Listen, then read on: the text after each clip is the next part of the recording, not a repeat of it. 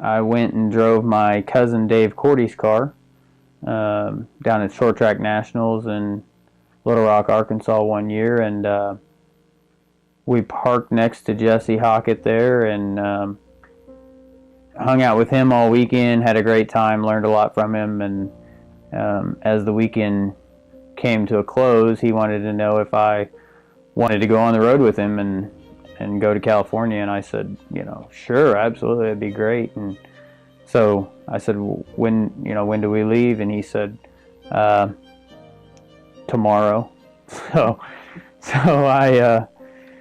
I did. I just got out of Dave's truck and got into his, and we literally left that next day. We left for California, and I had the clothes that were in my bag, and that was it. And we left for California. We were in California for 2 months and raced out there with Jim Massey and in the 2AZ car, and had a blast out there. And then I just ended up sticking with him, and stuck with him for about 5 years. I was with Jesse. And hi, I'm Andrew Cordy. I'm the series director for the War Sprint Series. I started up the War Series here about 4 years ago, and things have been growing steadily since then, and we just continue to look for them to grow, and it's just been great. It's far exceeded our expectations. We never dreamed that it would take off like it has, and it's just been great. I got started racing when I was about probably 4 or 5 years old. I grew up across the street from Randy Martin's shop, and me and Randy's son Evan were good friends all through school and lived next door to each other. And so, of course, we grew up, in Randy's shop, and so I guess that's kind of where initially I got introduced to sprint cars. And then my dad always was involved with sprint cars. He helped out a guy named Billy Porter, a local racer here, and they would sneak me into the pit area in the back of the van, and so I would always go with them and hung out at the shop with them. So ever since I was, big as I could walk, I was in the shop.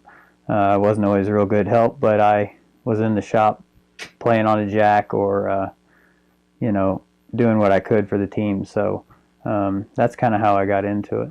So after I graduated high school, I got a real job, and I went on the road working for Walmart for a while, and did that for about 5 years, and then decided that that just wasn't for me. I wanted to be back in racing. So I quit my job at Walmart, much to my parents' dismay, and came back home, and me and a buddy of mine, Hoss Shannon Holiday, we put together a race car, and I raced for about a year on my own, and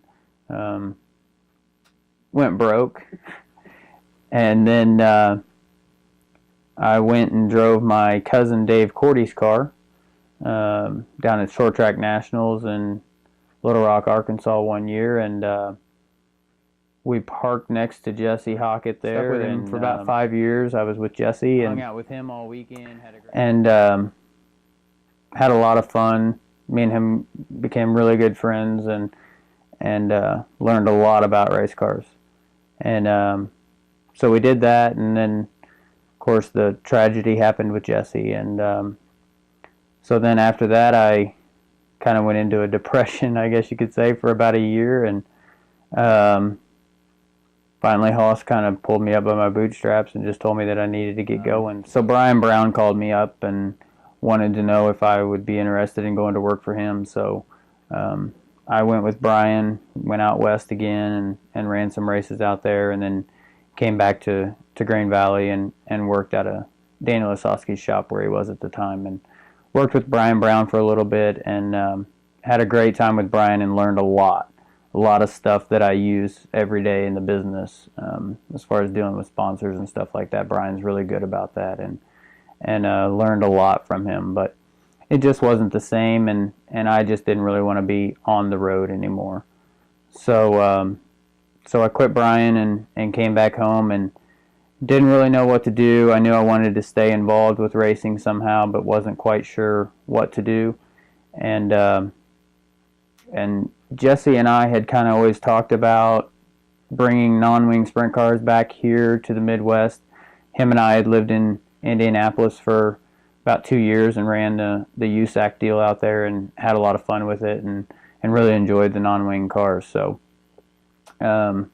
opportunity came along. Tony Crank called me up and said that he'd been talking to some drivers and would like to maybe get a non-wing thing going and wanted to know if I'd be involved with it. So I jumped on the opportunity, and him and I started the deal out, put the thing together, and right from the get, we just had a fantastic response from the drivers. They immediately were on board with it and have continued to support us ever since then.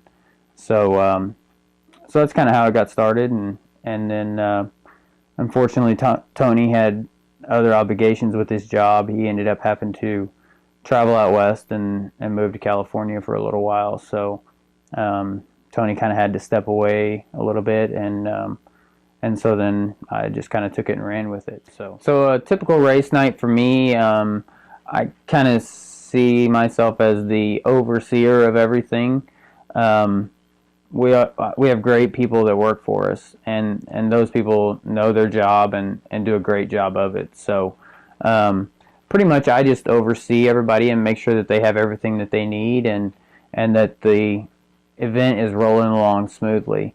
Of course, every promoter is worried about getting the show over with on time. So I kind of pace the night, kind of set the tone for everybody, and just make sure that the things roll along smoothly.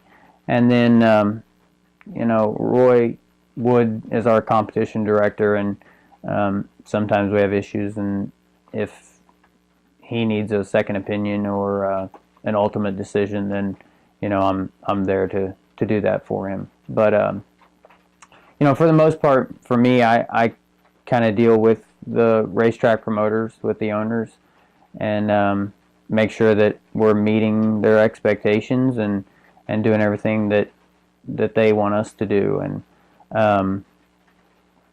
and then just deal with the staff and make sure that they have what they need and that the night rolls along smoothly. From the get, WAR has always been fan-driven.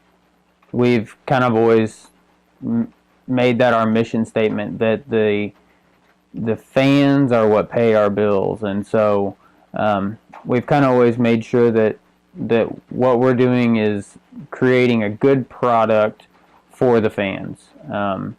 Essentially, that's what we do. Is we're selling a product, and the racetracks are purchasing it, and the drivers are participating in it. So it's the fans that are our customers, and so we try to enhance the experience that the fan gets when we're at the track versus whenever it's just a normal weekly show. And so anything that we can do to make the race bigger and better and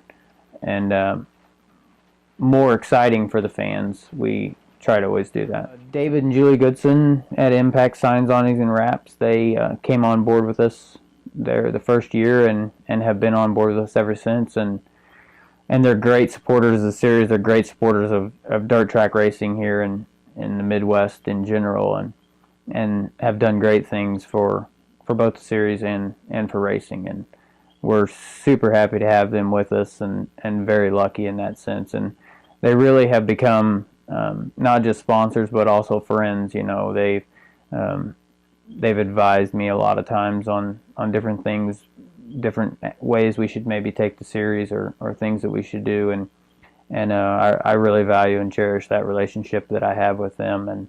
And of course we have EMI, Eagle Motorsports Incorporated. They have come on this year, and in fact they're sponsoring these videos. So they've come on board this year and stepped up and done a great job, and we really appreciate them. And then Next LED has come on this year also as a presenting sponsor for the series, and that's just huge for the series. We only look for that relationship to continue to grow and just make the series even bigger and better. So we've got a lot of really cool things happening this year with Next being on board and working with David and Julie.